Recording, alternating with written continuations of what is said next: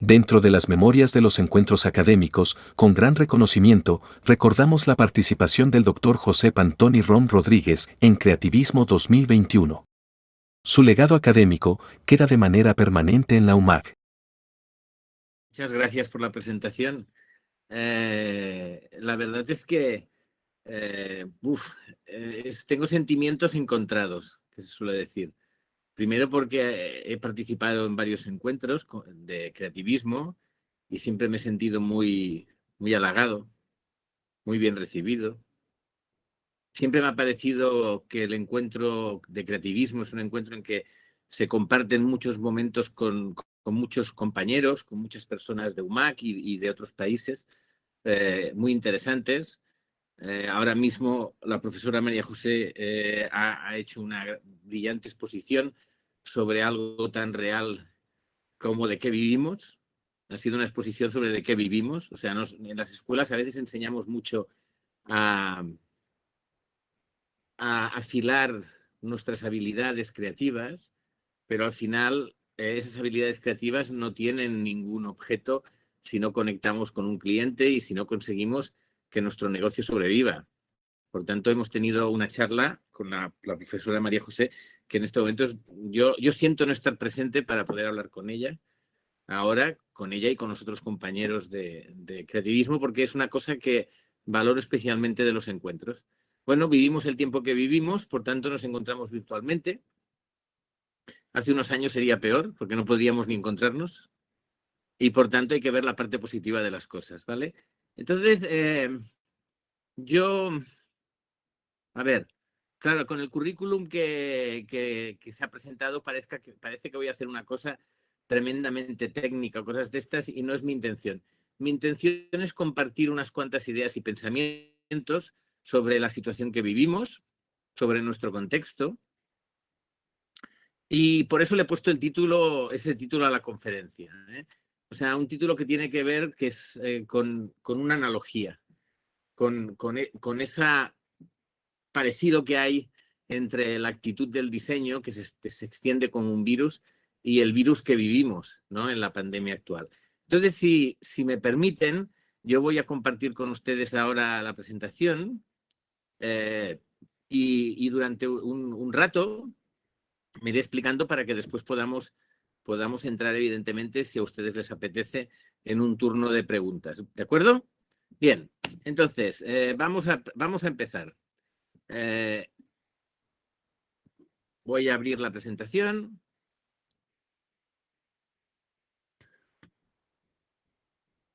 Bien, supongo que ustedes están viendo la misma pantalla que yo, ¿de acuerdo? Así es. Muchísimas gracias. Bien, ¿qué es lo que nos está pasando? Vamos a situarnos un poco. O sea, esta conferencia tiene por título La creatividad infectada. Bueno, todos ustedes saben qué es la creatividad. La creatividad es algo así como la gasolina de nuestros perfiles profesionales, de las personas que están aquí. Y cuando es la creatividad, bueno, la creatividad tiene un problema, si me permiten. La creatividad es un concepto que tiene un gran desarrollo desde el romanticismo europeo, de finales del siglo XVIII, ¿saben? Entonces, se establece un arquetipo que es el arquetipo ese del artista, el artista bohemio, ese que está encerrado en una buhardilla y pasa mucha hambre porque su obra es muy pura y tiene un espíritu libre y quiere gritarle al mundo su visión de las cosas. Entonces, esa visión del artista romántico es la visión que un poco quedó ligada al desarrollo del valor de las ideas y la creatividad a partir del siglo XIX. ¿Qué nos pasa? Que nosotros no somos hijos del diseño, por tanto, no somos hijos de esa idea de creatividad romántica, porque a nosotros, para nosotros la creatividad es algo que nos sirve para innovar, para adelantarnos a algo, ¿de acuerdo? Bien, entonces hay una cosa muy importante, por eso he puesto esta cita de Koestler, que es que a partir de los años 50 se desarrolla la psicología de la creatividad y entonces un montón de psicólogos se pueden trabajar sobre el porqué de las ideas, ¿no? Y hay una idea fuerza, una idea básica en todo esto, que es lo que dice Koestler en esta frase, que es que la creación es el acto de establecimiento de conexiones. Conexiones. Nosotros, todos nosotros, no importa qué especialidad de diseño tengamos o a qué nos dediquemos, lo que hacemos es buscar conexiones. Vale, entonces, esto sobre todo se da a partir de dos maneras de pensar, lo que llamamos pensamiento divergente y el pensamiento convergente. ¿Esto cómo funciona más o menos? Esto funciona porque el pensamiento divergente es como una ducha. Las ideas funcionan como miles de gotas que se expanden, que se desarrollan, que conectan cosas nuevas, etcétera, etcétera. Pero todos nosotros, al final, necesitamos también un pensamiento convergente, o sea, algo que nos sirva para hacer de filtro y para que podamos valorar de todas esas ideas cuáles son las más eficaces, cuáles son las que responden a nuestro problema. Bien, entonces, sabemos, por tanto, que las grandes ideas nacen del pensamiento divergente, pero necesitamos la convergencia, ¿vale? ¿Y qué determina la actitud del creativo en relación a ese filtro de la convergencia? Desde mi punto de vista, que hay que concentrarse en lo que uno quiere. O sea, hay que concentrarse no en las limitaciones, sino en lo que queremos lograr. Porque si nos quedamos con los nos, nunca avanzamos, ¿eh? Nunca avanzamos. Vale, y entonces estas ideas, ya digo, en sí, todas esas ideas del pensamiento divergente, en principio no tienen ningún mérito, no tiene ningún mérito hacer miles de conexiones nuevas si no nos enfrentamos a un problema. Y ese problema es un reto. Claro, ¿cómo enfrentarse a un reto? Los retos abundan en nuestra vida. La vida es compleja, la vida es difícil, no siempre las cosas van a nuestro favor y muy a menudo nos sentimos superados por los retos, hasta el punto de que algunas personas se ven anuladas por los retos. Vale, la creatividad en sí es un mecanismo, es una técnica para poderle darle la vuelta a los retos. Y en estos momentos, todos los que estamos aquí, todos los que estamos en el mundo, compartimos un gran reto. Compartimos el mayor reto de nuestro tiempo, porque vivimos en una pandemia. Una pandemia que nos está provocando mucho dolor. En estos momentos casi hay 2,5 millones de personas muertas en el mundo, consecuencia de este virus, y todavía esta pandemia no se ha acabado. Y los científicos nos dicen que estamos ante una de las 10 grandes pandemias de todos los tiempos. ¿Esto qué quiere decir? Que estas dificultades nos van a impedir encontrar salida. No, porque ya las estamos encontrando, porque nos enfrentamos al reto, ¿vale? Y desde nuestras profesiones nos enfrentamos al reto de vivir en estos contextos, incluso de vivir en el contexto de una pandemia. Nos enfrentamos ¿cómo? Pues a partir del virus del diseño, a partir de nuestro propio virus, de la necesidad de extender el diseño para solucionar retos de nuestro entorno, ¿no? Pero claro, a mí esto siempre me plantea una pregunta básica. ¿Realmente por qué diseñamos? ¿A qué se debe el hecho de diseñar? Hay una frase, hay un texto de un diseñador aquí español que se llama Adolfo Navarro, que me gusta mucho porque él dice que el diseño es esa capacidad de creación que aplicamos a las necesidades de nuestro entorno. O sea lo que vamos a hacer, al final elegimos diseñar porque lo consideramos necesario, porque es un impulso, es un virus que surge de nuestra actitud, de nuestro perfil, y lo hacemos tanto para nosotros como para la sociedad. Bien, entonces, este virus del diseño es contagioso, sabemos por qué diseñamos, pero ¿para qué diseñamos? Sabemos, nos han explicado, lo hemos leído en miles de libros, el diseño tiene una tradición muy vinculada a la modernidad y muy vinculada a la cultura de la función, nacida a partir de los años 10 y 20 en la Bauhaus, después sobre todo en la escuela de Ulm en Alemania en los años después de la Segunda Guerra Mundial, y sabemos que los objetos y las comunicaciones deben ser eficaces, útiles, pero son algo más. Me gusta mucho algunas investigaciones como las que hace el profesor De Smet en Holanda, que ha creado una teoría que se llama teoría de la granularidad emocional y que la aplica al diseño. Y básicamente lo que viene a explicar es que un ser humano llega a experimentar hasta 25 tipos de emociones positivas cuando interactúa con un espacio o con un objeto. Esto es muy interesante, porque más allá de que nuestros objetos sean eficaces, útiles, funcionales, eh, hay un impacto emocional que me lleva a pensar que también diseñamos para la felicidad. Como decía Kant, el filósofo, la felicidad, más que un deseo, alegría o elección, es un deber. Es un deber, es un deber social. Por tanto, uno de los motivos por los que diseñamos es que tenemos el deber de mejorar las cosas para mejorar la felicidad de los demás. Esto parecen cosas muy, muy grandes, pero no lo son, porque esa felicidad, esa transmisión de emoción que provoca algo, se da en cualquier pequeño objeto, en cualquier espacio, en cualquier distribución de elementos bellos en un contexto, en una habitación, en un edificio, en un entorno, ¿vale? Por tanto, esta responsabilidad, este deber del que habla Kant, es un deber que forma parte de nuestro ADN. No es tan distante a lo que nosotros somos. Vale, entonces, si diseñamos para mejorar la vida de los demás en pandemia, si estamos en una pandemia, si estamos ante un reto gigantesco, ¿qué ha hecho el diseño por nosotros? Vale, pues como tantas profesiones, el diseño ha hecho por nosotros o puede hacer por nosotros en función de lo que quiere la gente, porque en el fondo diseñamos para la gente. Y esto nos lleva a preguntarnos, ¿qué quiere la gente en la actualidad?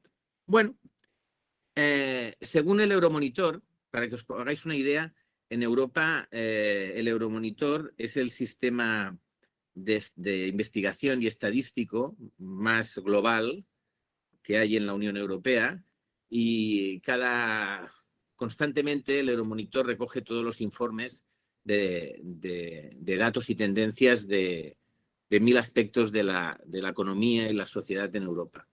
Vale, y en los informes del 2020, en relación a lo que la gente le preocupa, lo que la gente quiere, el Euromonitor venía a explicar unas cosas que para mí probablemente se pueden compartir hoy en el contexto de la pandemia, las podemos compartir en cualquier país, en casi cualquier país del mundo.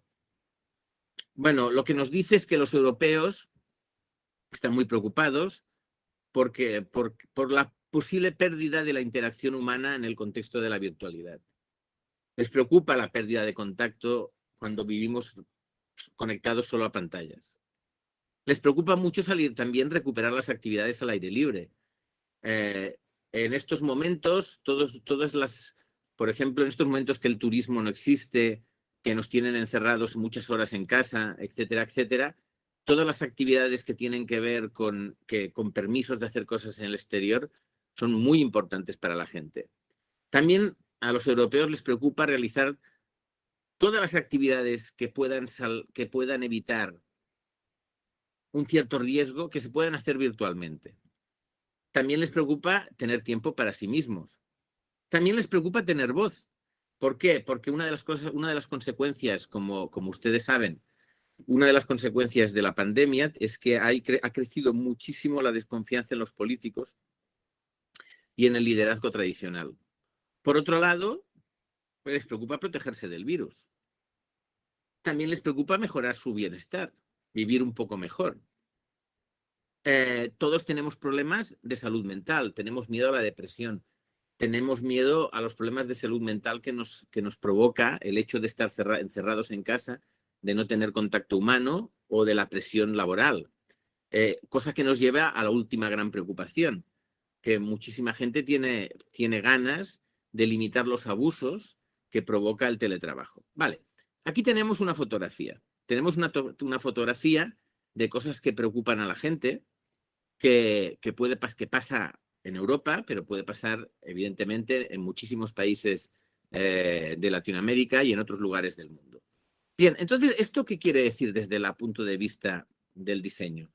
Esto lo que quiere decir, como siempre, es que todos estos retos implican oportunidades, implican un espacio para la innovación, porque evidentemente la interacción humana nos permite pensar nuevas maneras de hacer atención personalizada en virtual.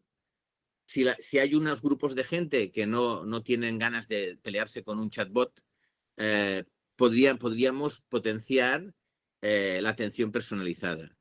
Evidentemente, en relación al aire libre, se pueden diseñar nuevas maneras de ocupar los espacios abiertos. Por ejemplo, en el norte de Europa, en los países bálticos, se dan muchísimas actividades de tipo laboral, las han desplazado a espacios abiertos.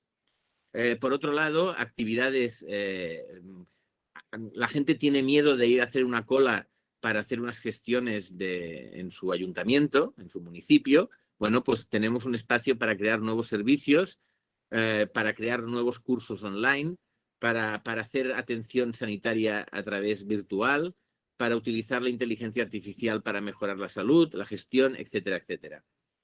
También pedimos tiempo libre para nosotros mismos. Bueno, esto ha incrementado tremendamente todas las ofertas vinculadas a meditación, yoga, deporte, etcétera.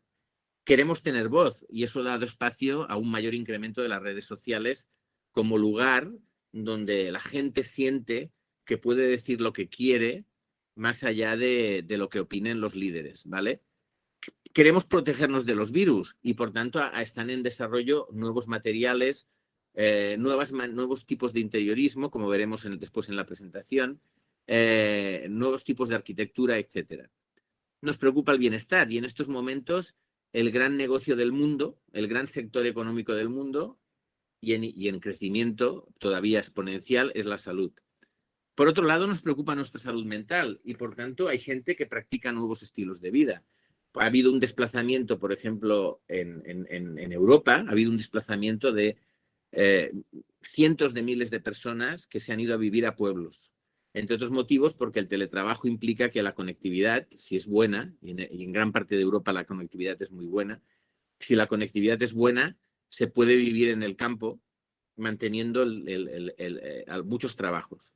Y por otro lado, les preocupa las consecuencias del teletrabajo. Les preocupa, y esto nos lleva a crear nuevos modelos de relación con las empresas. Vale, por tanto, si sabemos lo que quiere la gente, podemos utilizar la creatividad para innovar en nuevos tipos de productos o servicios relacionados con eso que quiere la gente. Y esa es nuestra responsabilidad. Vale, una de las cosas interesantes también de este virus creativo es que, fijaros que desde que estalló la pandemia hace un año, hay rápidamente muchos diseñadores y creativos se lanzaron a hacer algunas acciones para poder contribuir a este reto. Y durante los primeros meses de la pandemia, muchísimos arquitectos, muchísimos diseñadores se pusieron a diseñar cosas en función de las necesidades del momento. Por ejemplo, este es un proyecto que tiene que ver, como hubo muchos más, en el diseño de un recinto diseñado para prevenir la propagación del virus dentro de una casa. O sea, es un microrecinto para que si una persona está infectada pueda tener unas condiciones higiénicas que eviten, que le permitan convivir con el resto de la casa sin poner en peligro a nadie. O, por ejemplo, esto es un proyecto italiano, como hubo en otros países, en que un grupo de arquitectos propuso convertir contenedores de logística, de barcos, convertirlos en unidades de curas intensivas, en hospitales de campaña. Por otro lado, hubo muchísimos, cientos, miles de ingenieros y diseñadores que se dedicaron a plantear con impresoras 3D o con otros materiales, como este caso de máscara de silicona, nuevos respiradores que facilitaran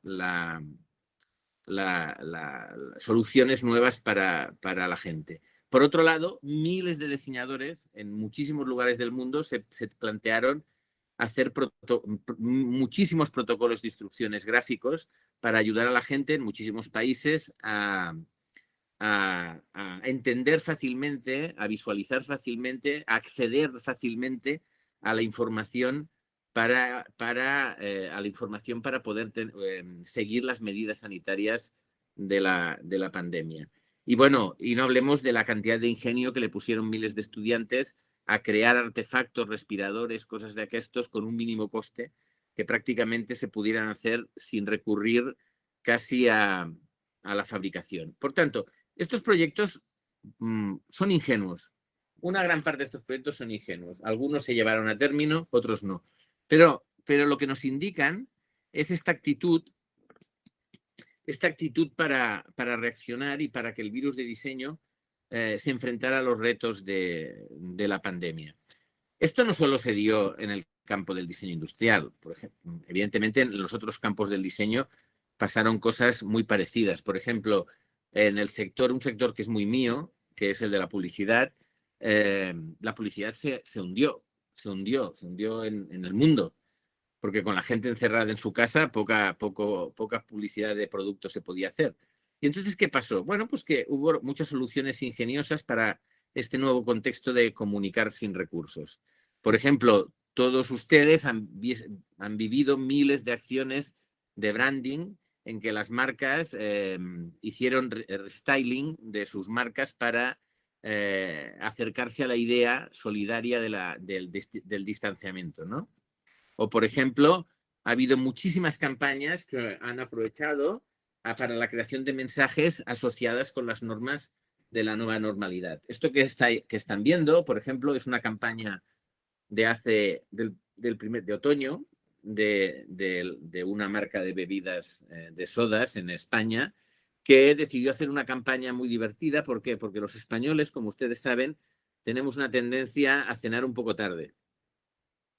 Muchísimos españoles solemos cenar hacia las 10 de la noche, una cosa así. Y entonces hicieron una campaña muy divertida en la que, dirigiéndose al resto de europeos, les pedían que nos ayudaran a entender cómo cenar a las 8. ¿Por qué? Porque en España hay establecido, como en otros países, un toque de queda a partir de las 8 de la tarde, ¿no? O, por ejemplo, hubo muchas marcas tuvieron actividades realmente muy brillantes. Por ejemplo, el Museo Getty estableció una dinámica en que le propuso a la gente que, como estaba encerrada en sus casas, se pusieran a recrear obras de arte. Y miles de personas, con más o menos sofisticación, se dedicaron a hacer sus interpretaciones de obras museísticas. Esto fue muy imitado en Europa por otros museos. Después ha habido toda una tendencia enorme en publicidad a pasar los relatos de la nueva publicidad, de la nueva normalidad, son relatos completamente asociados a la idea de lo importante pasa en casa.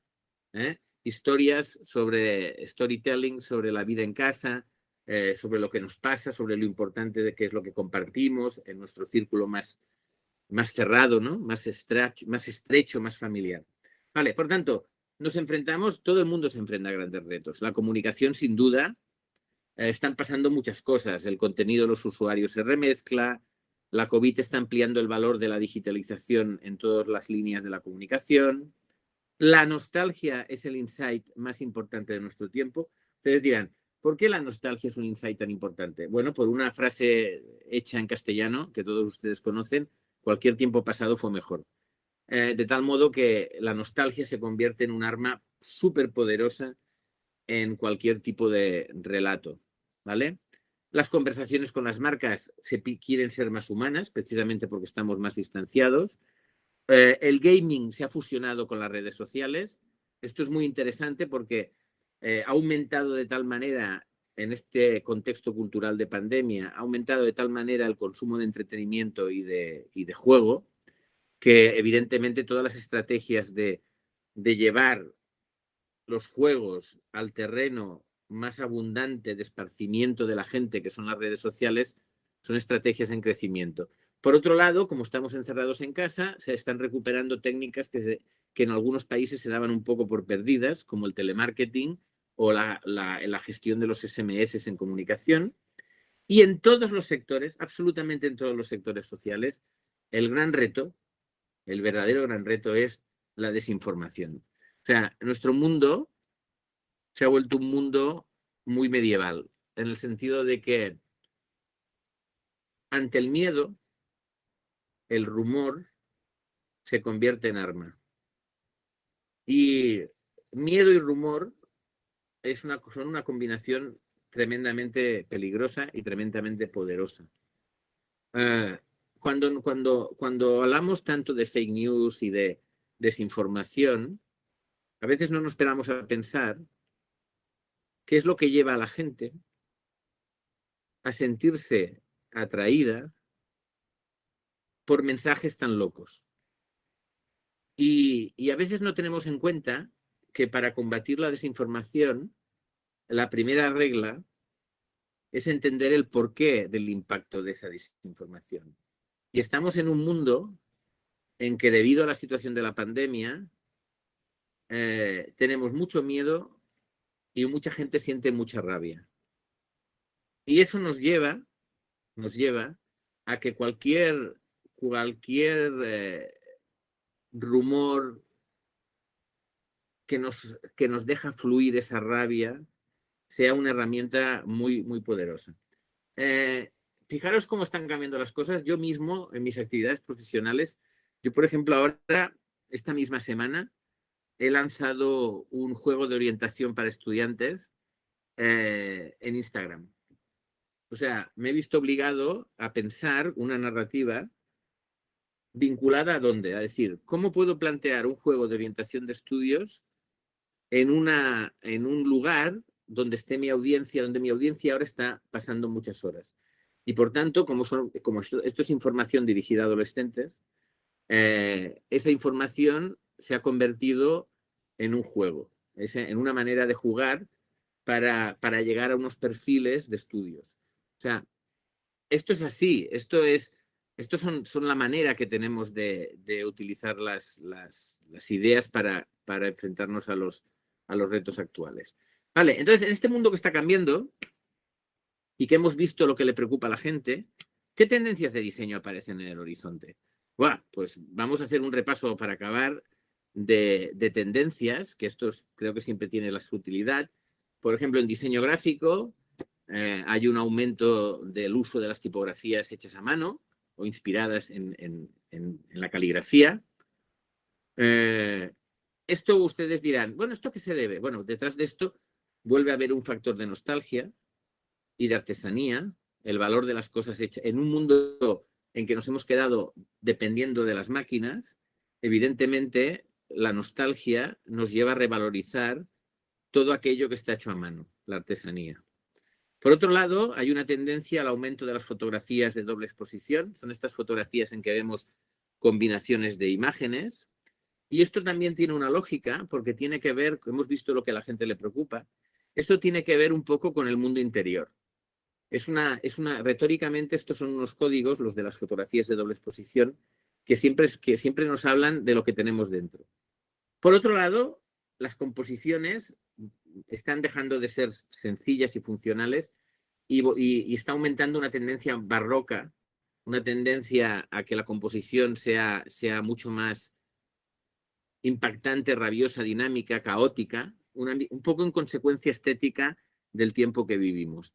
También nos encontramos que otra técnica que está creciendo como tendencia es el uso del collage, aunque sea digital. Y les recuerdo que el collage siempre ha sido una técnica visual vinculada originalmente a las manos. O sea, una técnica vinculada a nuestra capacidad de reciclar cosas para crear cosas nuevas. Por tanto, es una técnica, el collage, muy alineado con valores sociales de este momento y con preocupaciones de nuestra cultura.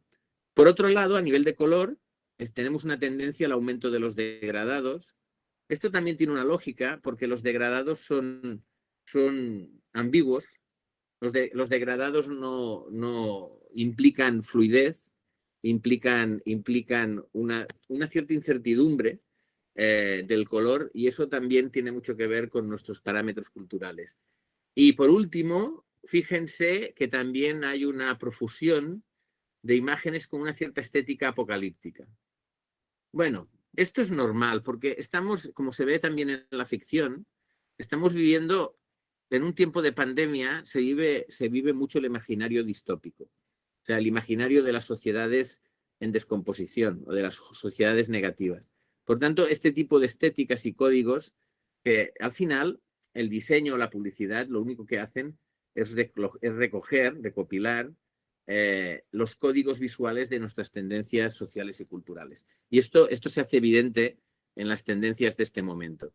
¿Y qué pasa con la arquitectura de interiores? Amigo, la arquitectura de interiores vive en un momento muy importante porque hay una redefinición de muchas cosas.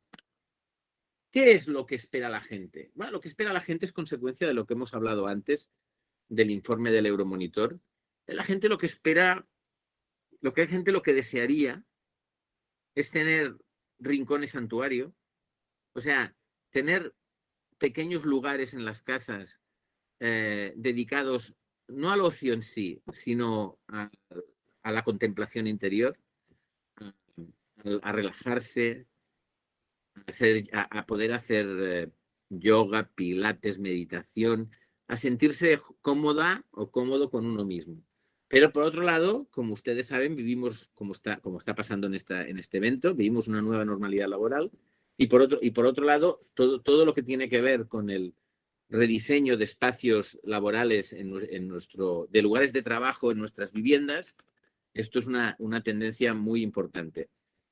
Por otro lado, privacidad e insonorización. Claro, en el momento en que todas las familias, en que las personas nos encerramos en casa, los materiales o los objetos que permiten una cierta privacidad ganan en importancia. Entonces, hay una tendencia que está creciendo mucho, sobre todo en países escandinavos.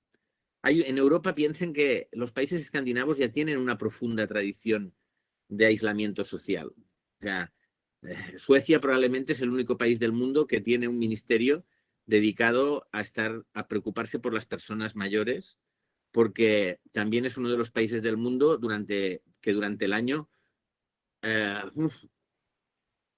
hay más personas que mueren solas en sus casas sin que nadie se entere hasta días después. Por tanto, en una cultura como esa, evidentemente son muy proclives a la privacidad, y en una sociedad en que todo el mundo se ha encerrado en las casas, lo que tiene que ver con la arquitectura de interiores, la privacidad y la insonorización ha ganado mucha importancia. Por otro lado, hay una gran preocupación por el medio ambiente, y por tanto ha habido un incremento acelerado de las respuestas de materiales, del uso de materiales para compensar huella de carbono y enfrentarse al cambio climático. Evidentemente la higiene es una obsesión, por tanto los espacios que sean lo más higienizados posibles, lo más fáciles de desinfectar posibles, y la tecnología ha entrado, si la tecnología ya estaba en nuestras casas, gracias a los asistentes de voz y a la domótica, ha habido un incremento de estas tendencias a medida que podríamos decir que una de las consecuencias de la pandemia es que más que nunca nuestro hogar es nuestro castillo. Y por tanto, también ha habido un gran incremento de las soluciones, de las inversiones en domótica en interiores. Y otro efecto cultural del momento es el incremento increíble de las tendencias del jardín interior. O sea, durante esta pandemia, las personas encerradas en sus casas, bueno, han personas que han incrementado los huertos urbanos, que se han puesto a cultivar cosas. El que menos se ha puesto a poner macetas por su casa, y evidentemente en arquitectura de interiores ha habido un gran impulso a las soluciones de jardines verticales, jardines interiores, etcétera. Y claro, y para rematarlo todo, ¿por qué la artesanía? ¿Por qué vuelve la artesanía? La artesanía vuelve por varias razones. Una muy importante es que este mundo global que vivimos se ha visto frenado. La pandemia de repente ha hecho que ese mundo que se había convertido en un lugar tan pequeño vuelva a ser un mundo un poco inhóspito y lejano. Un mundo en que los aviones ya no vuelan, en que los trenes se desplazan menos, en que las fronteras imperan. Es un mundo que mira hacia adentro. Y por tanto, entre esto y las tendencias medioambientales, de consumo medioambiental que tenemos, evidentemente lo local es mejor, políticas de consumo kilómetro cero, consumo responsable, economía circular y revalorización, en consecuencia, revalorización de la artesanía. Vale, esto a nivel profesional también afecta a los materiales. ¿Por qué? Porque en un momento como este hay materiales que, claro, que hay que enfocarlos de otra manera. Por tanto, la madera, que no ha dejado de revalorizarse porque es un bien que se puede controlar, es reciclable, renovable, etcétera, etcétera, es un producto que además permite unos altos niveles de... Se puede trabajar mucho la madera para que no haya poro, por tanto que facilite su higiene.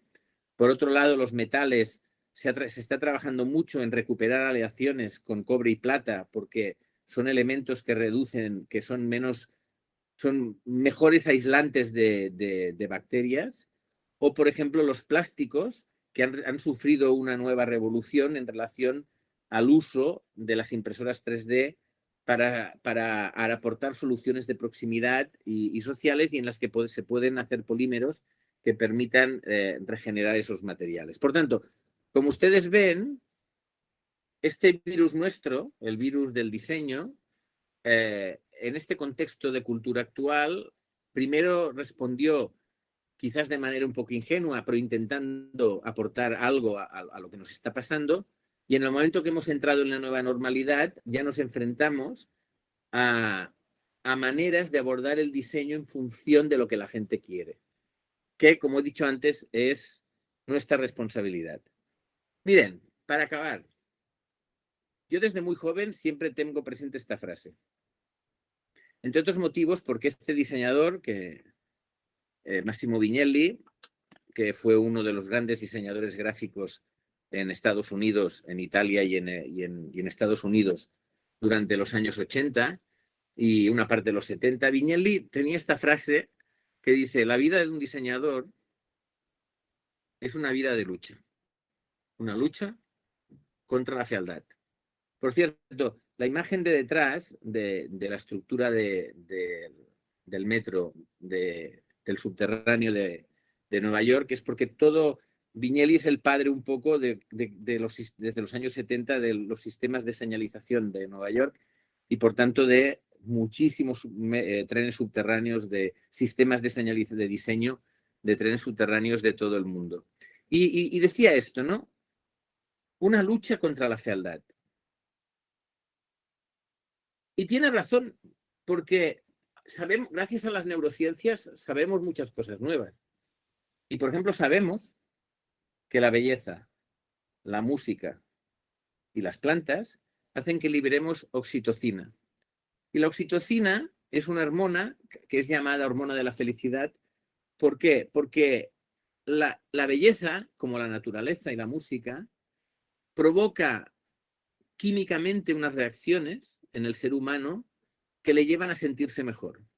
Por tanto, y para acabar, si nuestra química es en parte responsable de nuestra felicidad, nosotros, que somos responsables de que el mundo sea menos feo, tenemos el deber de ayudar un poco para contribuir, como decía Kant, a esa expectativa de felicidad.